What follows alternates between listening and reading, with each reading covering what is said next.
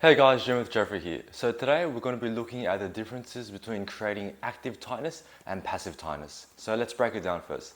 Active tightness is when you actually cue yourself to perform a muscular movement in order to create some form of tightness or to create some form of muscle contraction.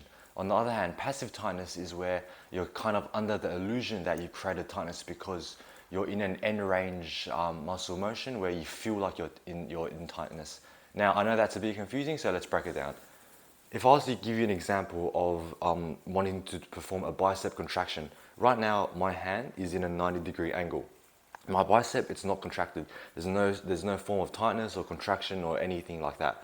Now, in order for me to activate my biceps muscle, I'd have to actively contract like so. That would be the only way for me to contract my bicep. The only way to achieve tightness and to achieve a muscular motion will be to actively contract. I'm actively cueing myself to contract my bicep. Now with passive tightness, if I was to bring my arm down into end range, you can see that my bicep has already started to contract. Now I'll do that again for you guys. As I bring my hand down, my bicep already starts to contract. Now I haven't cued myself, I haven't done any form of activation of my bicep. It's already started to become tight and started to contract purely because I've closed in the distance of this arm. I've brought this arm down and my bicep is already starting to feel tight. Now you guys can try this at home. Even in this position, where the bicep has started to become tight, I can still contract even further.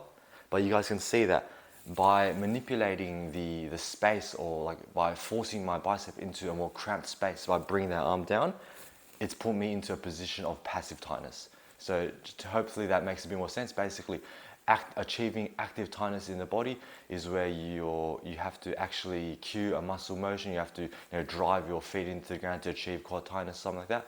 And then passive tightness is you feel tight. You're under the illusion that you've created tightness and tension simply because you're in a cramped position. Now we're going to go over two examples of how this how we can apply this into a powerlifting sense. First up, we're going to look at our foot placement, or essentially our leg drive setup in the bench press. So if I was to lie down on the bench press, and let's go over our passive tightness first. If I was to bring my feet up, have my feet in a heels up position, like so, where my heels are up above the ground, I'll have my foot flat. You can see that I can bring my feet a lot higher up, a lot closer to being underneath me. And in this position, I already feel my quads really tight. I feel my quads blowing up. I feel my arch really tight. I'm in a position of passive tightness. I haven't actually cued myself to drive into the floor to create leg drive, but I already feel tight simply because my quads are in a cramped position with my feet high up. Now, vice versa. With active tightness, creating active tightness, if I was to set my foot further down in a foot flat position, I'm no longer in a cramped position. Now, as of right now in this position, I don't feel anything in my quads, I don't feel anything in my back. But I'm pretty much comatose. But in order to create tightness, I have to actively drive my feet into the ground. You'll see my butt will start to lift. You'll see my quads tight. You'll see my arch become greater. Right now, I'm actively driving my feet into the ground, and that's creating active tightness. So I hope you guys can see from that like there's the differences between actively being in a tight position and passively being in a tight position. And you can see that sometimes when we apply this into a powerlifting sense, or just even a squat, bench or deadlift sense, a lot of the times athletes feel that they're in a good position. They feel that they're in a tight and stable position simply because they've put themselves in a cramped position and they haven't actually actively created any tightness there. Now let's talk about active and passive tightness in regards to our grip position on the squat.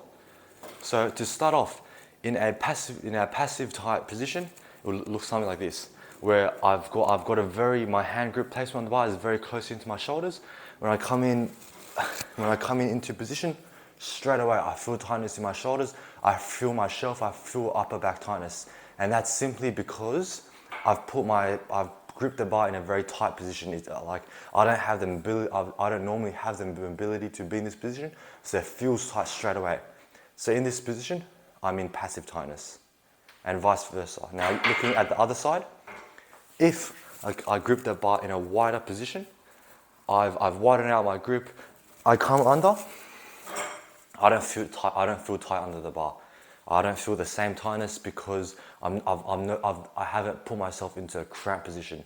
Now, in order for me to create upper back tightness, I have to actively drive my elbows back and down in order to create that shelf and that upper back tightness. So that's another example of application on the differences of why it's so important to recognize the differences between active tightness where you're creating it yourself versus passive tightness where you feel tight simply because you're in a cramped position but you haven't actually created good tension and stability. Now, to sum up this video, hopefully by now you've kind of got a better understanding of the differences between active and passive tightness. Now, I want to share with you guys my view on the matter. I'm not preaching that we should always place ourselves like the positions we're in, like with our foot placement and our grip on the squat. I'm not preaching that we should always grip it, have it as wide as we can, so we're always having to actively create that tightness. That's not what I'm saying, because a lot of the times the optimal position is an in between. If you're too wide out, if you're not close enough to being in a passively tight state, sometimes you become too loose. You lose too much tightness that sometimes we want a little bit of passive tightness, or vice versa. If you're too passively tight all the time, you feel like you don't have to create active tightness. You neglect that aspect, and so you lose a lot of that active tightness benefits.